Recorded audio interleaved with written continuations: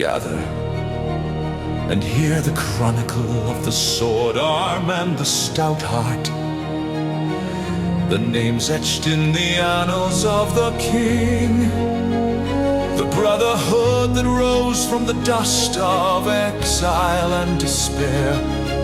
These were David's mighty men.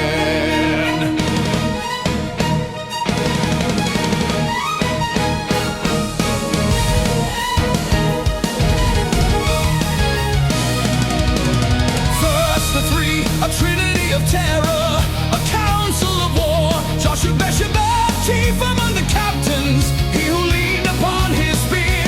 And it was against 800 men he wielded in a single relentless tide of slaughter. And he did not stop until they were all, everyone cut down in a single gruesome dole. And Eleazar, son of Dodo, he stood with David at Pas-dammim when the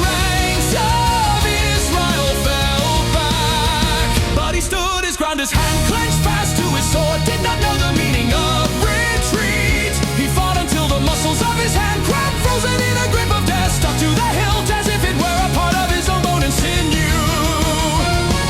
And the Lord brought about a great victory that day on a field littered with the fallen, because one man refused to let go. Then Shammah, son of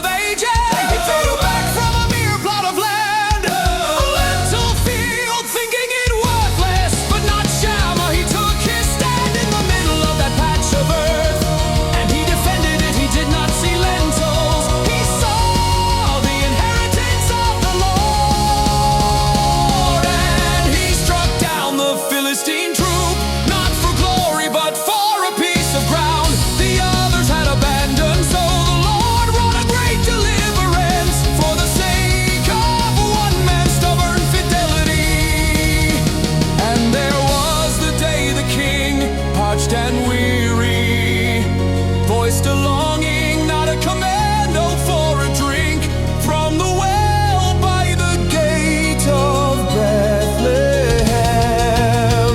And 3 of these same mighty men heard it.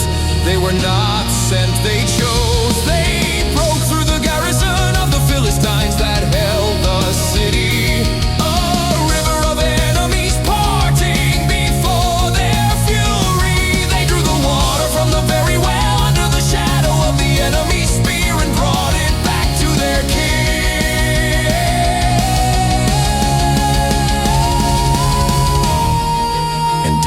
Looking upon this water, which was not water but the very blood of his brothers, poured it out upon the ground, a libation to the Lord too precious for any mortal to consume.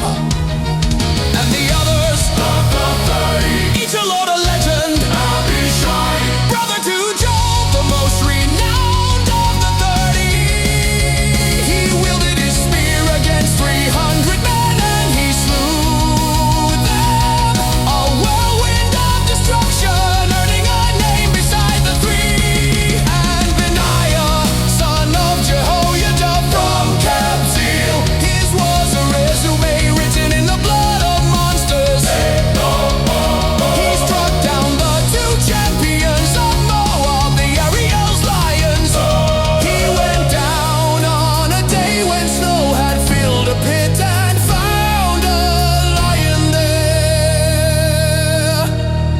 that confined space, with nowhere to flee, he killed it.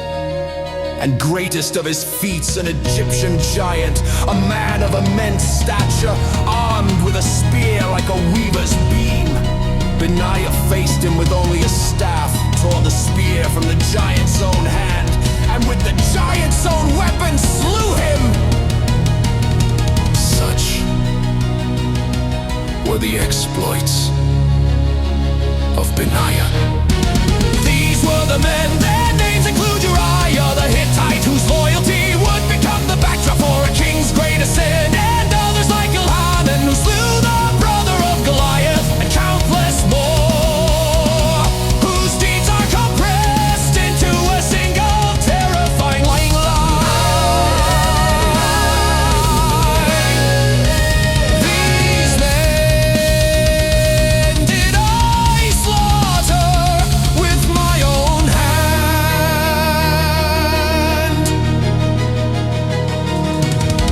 a shadow to David's throne, the teeth of his war lion. They came to him in his distress, in dead bitterness of soul, and he forged them into a weapon for the Lord. They were more than 30, yet they were known as the 30. A fellowship of the blade, a brotherhood of the desperate and the devoted, whose names are forever bound to the King after God.